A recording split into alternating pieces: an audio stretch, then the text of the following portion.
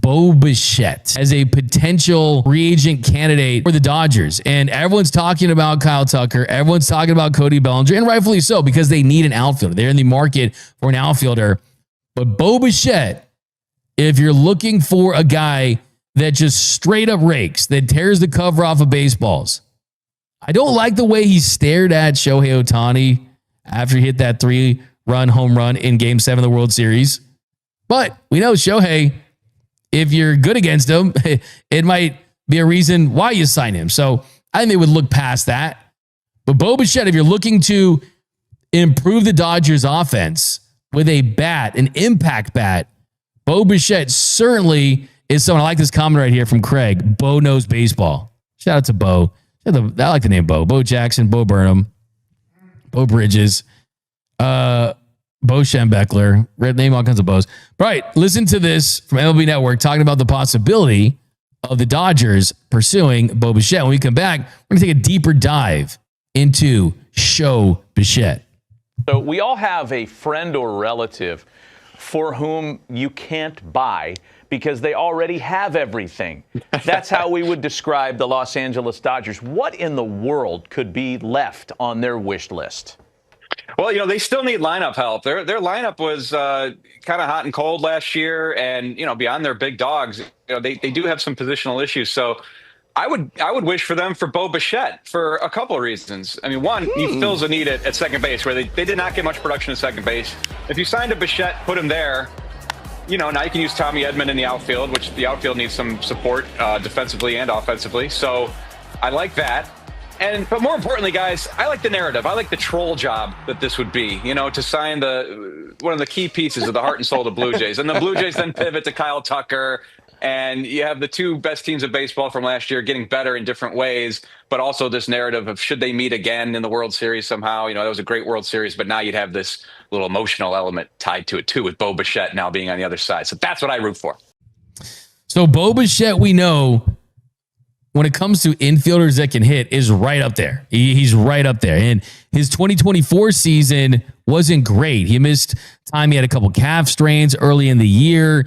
He ended up coming back later that year. He had a fractured finger when he was hit by a pitch. It was just not a good season. And he ends up with a 70 weighted runs created plus, hitting 225 in 81 games. And the big question this year was, would Bo Bichette bounce back heading into his platform year, heading into free agency? And he absolutely did. He did suffer that PCL injury to his knee. That's why he didn't play for most of the postseason and came back in the World Series. But unlike Kyle Tucker, who had a down year in 2025 because of some of the issues that he was having with injuries, Bo Bichette dealt with injuries, but also performed when he was out there. And he's young. So Dave Roberts did say in Orlando that getting young and kind of infusing this team with some youth was something that they were going to think about, something that they were going to have a part of the calculus as far as roster construction. Bo Bichette, he is on the free agency side, someone that's certainly on the younger side. A lot of times you see guys go to free agency, they're 30, this or that. He's still 27 years old. He does not turn 28 until March 5th. So next year will be his age 28 season. And the year he had last year, look at the numbers. Hit 311, had a 357 on base, a 483 slug, was 34% better than league average, had a 134 weighted runs created plus offensively. The strikeout rate was the lowest of his career at 14.5%, a 6.4 walk rate.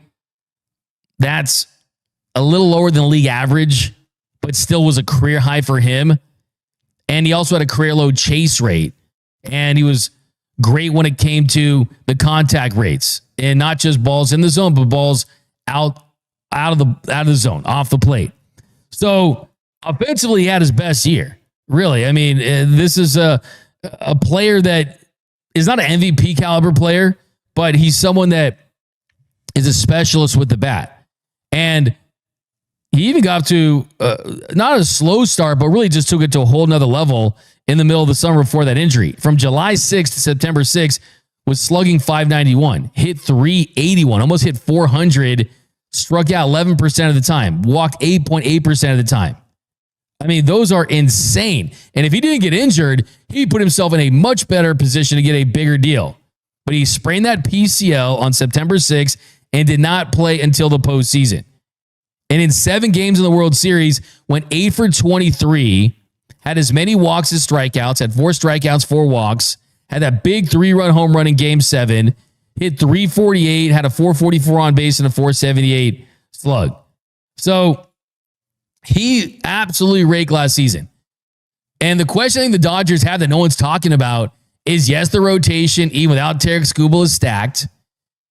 But the offense, they looked old at times in the postseason. They were averaging less than 4 runs per game for most of that postseason. Thankfully, you had the home run ball come up in a big way with Max Muncy and Miguel Rojas and Will Smith all coming up with big bombs in Game 7.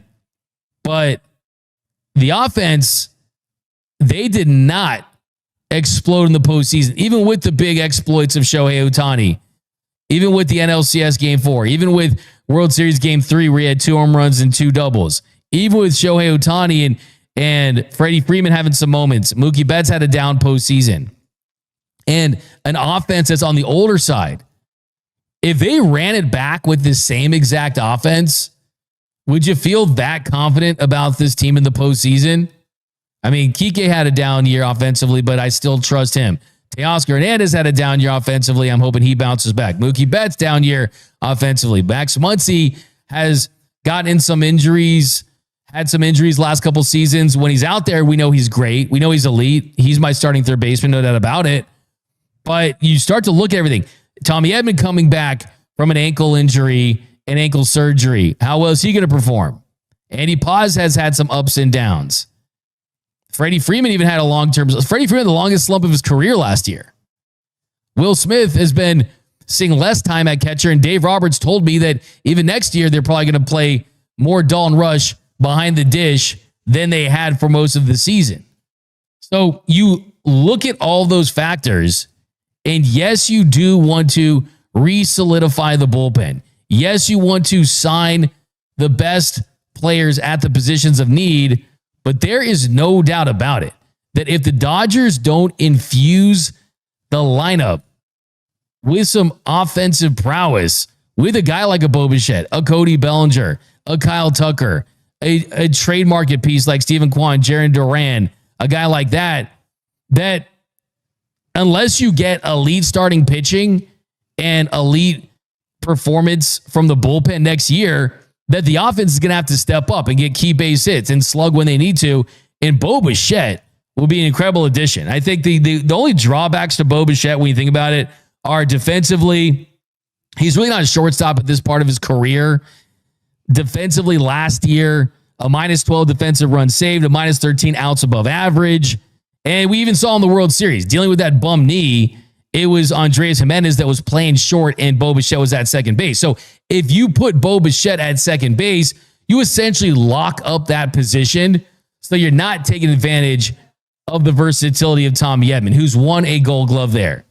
And you put him in a position to where he would have to play more center field. So I think the big question the Dodgers would have to answer would be, if you entertain the idea of signing Bo Bichette, how confident are you that Tommy Edman can be your center fielder? That Tommy Edman and his ankle can be trusted to stay healthy and avoid long injury stints playing the outfield? Because Tommy Edman is the Swiss Army knife. His value comes from the fact that you can play him at second, play him at center, play him at short, play him at third if you need to, move him around the diamond. I think that you could certainly see him at third base potentially if Max Muncy went down. We saw that last season.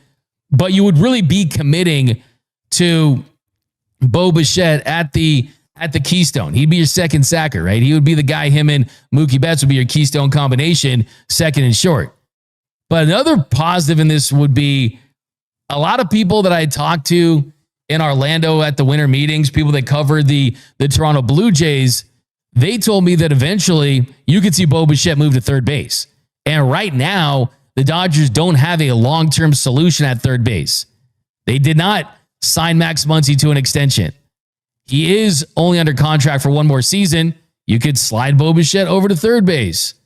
And then what does that mean for Hae-Sung Kim? Hae-Sung Kim comes off the bench. Maybe he gets developed more in the outfield. You take advantage of his speed, take advantage of his youth. So, I mean, that is kind of the sell job there on Bo Bichette.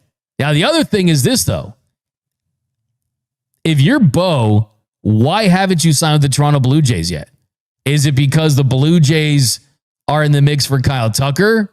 Is it because the Blue Jays are sniffing around the trade market or are waiting for big free agents to get signed so that trade market will start to develop? Or is it because you're thinking maybe we're going to go in a different direction?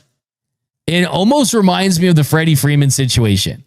It almost reminds me of when Freddie Freeman, who everyone thought was going to be the Mr. Brave of his generation, take that torch from Chipper Jones, get a statue outside of Truist Park in Atlanta, go down as Mr. Brave 2.0, the Mr. Brave of his generation. But what happened? The Braves did not give him that extra year. They traded for Matt Olson. There was some friction between him and the organization, him and his agent. I've broken that down so many times on this show.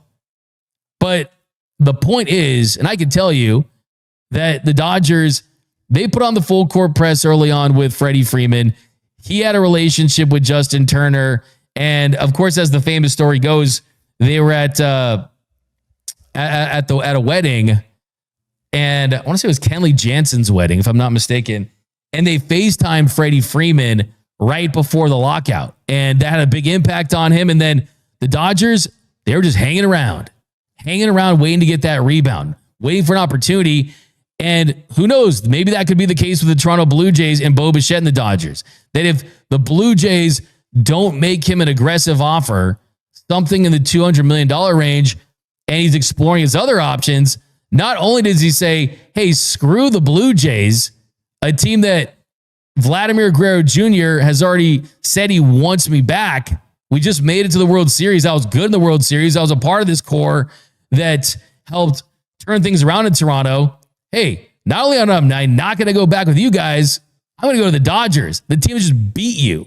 So all I'm saying is, if you're looking to improve the offense and you don't, and Kyle Tucker is going to get a $300 or $400 million deal, Bo Bichette could be a really good option. If I had to pick between the three, if I had to pick between giving Kyle Tucker $300 to $400 million or Cody Bellinger 5 years, 6 years, something $170 million range potentially, or Bo Bichette, a guy that's younger, that is a better hitter than Cody Bellinger at this stage of his career. I think Kyle Tucker at his best is the best of the bunch. There's no doubt about that. But I would definitely consider Bo Bichette. You guys know I've had a thing for Bo for years now. And I'm kind of mad that he cut the hair. And I missed the show Bichette hair. But I certainly think he's a guy that checks off a box too. I remember speaking to Stan Kasten, Dodgers president, and Andrew Friedman. And the truth is, there is that extra layer. There is that extra box that doesn't show up on a Baseball Reference page. It doesn't show up on a Baseball Savant page. It's not on Fangraphs. It's not a stat. It's the, hey, does that guy feel like a Dodger? Does that guy kind of look like a guy that you could sell as a Dodger to fans? Bo Bichette would be extremely popular. The young fans with the name Bichette, of course, his dad, Dante Bichette. So, yeah, that'd be my sell job right there on Bo. Now, the sell job on Kyle Tucker, I think, is pretty simple. It is, and we broke down his numbers yesterday. We know that when he's fully healthy and when he's at his best, he's a top 10 to 15 hitter in Major League Baseball. He's not sitting at the table with Aaron Judge, Shohei Ohtani, and Juan Soto. He's not one of those guys. But at his best, he does Soto-like things where he walks as much as he strikes out. He has some good plate discipline. Doesn't have a ton of power, but it can get you 30 home runs, can steal you 20 plus bases. Not a great defender, but you can can trust him as a dependable outfielder. I think the perfect scenario for the Dodgers and Kyle Tucker is that his market craters. He wants to sign a multi-year deal with opt-outs, get $40+ million for one season in LA, hopefully has an all-star year, performs great in the postseason, and then tests the market and gets that 10, 11-year deal that he still wants at the age of 30. So he's not the guy I want long-term, but Bo Bichette's the guy that I'd be considering a longer-term deal with. But give me your thoughts on Bo Bichette. Got some comments here.